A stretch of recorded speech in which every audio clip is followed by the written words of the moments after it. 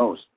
So if I can focus on that the context of self, I can learn so much about that person, and that enables me to understand what type of key words to use that might interest the person into maybe delving more into a discussion of global awareness.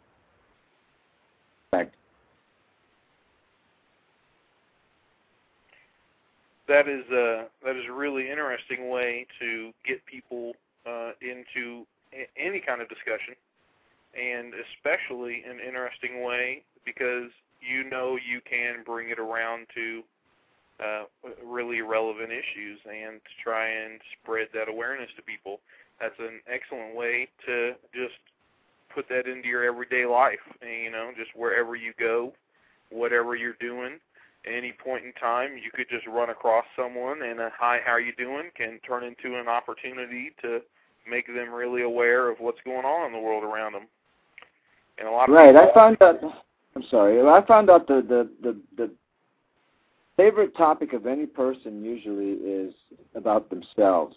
So, if I can get them to talking about their favorite topic, then it's automatically a free ticket to the world of that person.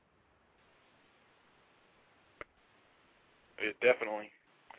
A specific topic that always gets me is dealing with the dominant political economic duality in our world. That being capitalism versus communism, and how this relates to the Venus Project and the resource-based economy. Well, first of all, as we all know, or those of us that really look into this, it doesn't relate to the Venus Project or resource-based economy. No matter how anyone tries to force it into this frame of reference, resource-based economy is not compatible with these systems at all, whatsoever, in any way, shape, or form. I hope I'm making that clear, okay? This shows you my own frustration with dealing with this topic.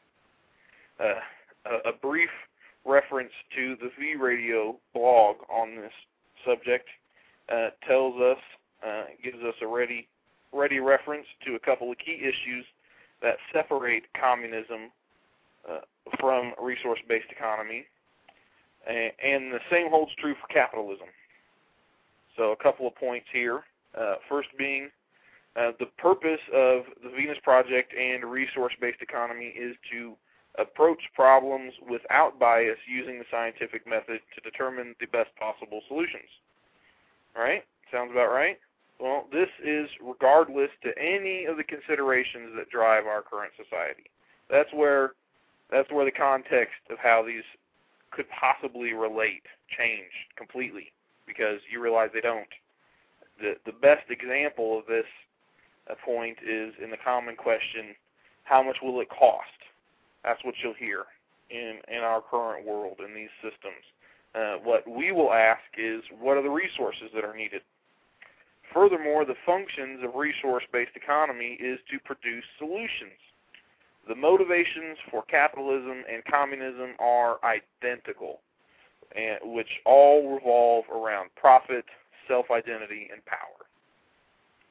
And in that way, that simple comparison can keep you out of that context when you're trying to talk about the Venus Project and resource-based economy, and you get this thing where people say, well, that's communism and capitalism is the way to be, and depending on, where you're at, they might say, well, that sounds like capitalism, communism is the way to be. I don't know. People will come up with all kinds of ways to try and rationalize or make excuses. That simple comparison right there just can really help you keep it into context. And the reality is the Venus Project or resource-based economy has no context or comparison to current world systems. The second issue, the second topic point that we can draw from the video blog is that resource-based economy confronts the greatest problems in labor and manufacturing. considering what I would say are the two most relevant issues therein, which are the application of technology to replace human labor and the similar but separate issue of applying those technologies to replace labor that humans don't want to perform. Neither capitalism nor communism has any consideration for these issues. The only realm in which these issues of replacing human labor is considered is in relationship to the profit motive. That's in communism. The only drive there concerning human labor and technology is the profit motive. And it doesn't matter if it's capitalism or communism, it's the same thing. There's different social constructs, and you may try and make excuses about what capitalism or communism is or is not, but the reality is still there below everything, that their basic motive is profit, plain and simple. And with just these two isolations about the difference, you can really set some important factors for context in comparing the Venus Project and resource-based economy to this current duality of capitalism versus communism. But the most important factor to stress when comparing these, I'd call them socio-economical systems, is the use of monetarism. I beat my head against the wall over and over and over again trying to get people to grasp that context, that resource-based economy is the avocation of a moneyless system. And again, that's the end result. That's another context you've got to keep when you talk about resource-based economy being a moneyless system, is that it's an end result. And simply based upon that context, it is clear that no system in our world or in recent human history can be compared to resource-based economy whatsoever. So in conclusion to all that, the moral of the story is the best way to spread awareness about social problems, regardless of whatever issues you might find relevant, or your community, or just whatever you're interested in confronting people with, you've got to set the context for discussion. Doing this in a conscientious way will allow you to reduce the instances when people resist your topics based upon their own perspectives, and then in doing so refuse to critically think about the problems. It will allow you to retain control over the topic and guide the dialogue along a productive path.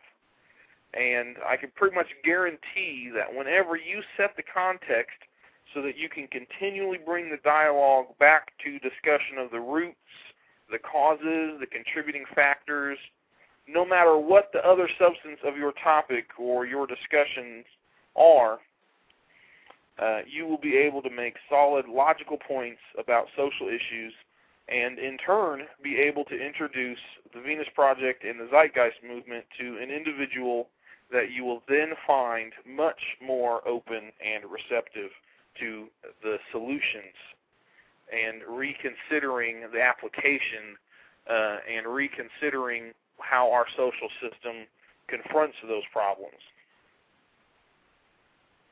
Absolutely, I totally agree with that. Any two or more people that are discussing any issue, once they have veered from the context and actually have gone into a tangent, generally it's difficult, unless you have actually set the context at the beginning of the conversation, to come back to that context. And so, yeah, you're absolutely right. In fact, I think that should be a habit employed by everybody in the movement. Should be learned regularly so that people can learn to stay on topic rather than just rambling on about something. Next thing you know, you don't even know what you're talking about anymore. That's really no way to learn. And if you get into another subject altogether, something even more controversial, next thing you know, you're in this struggle, and no longer becomes a debate. It becomes an argument.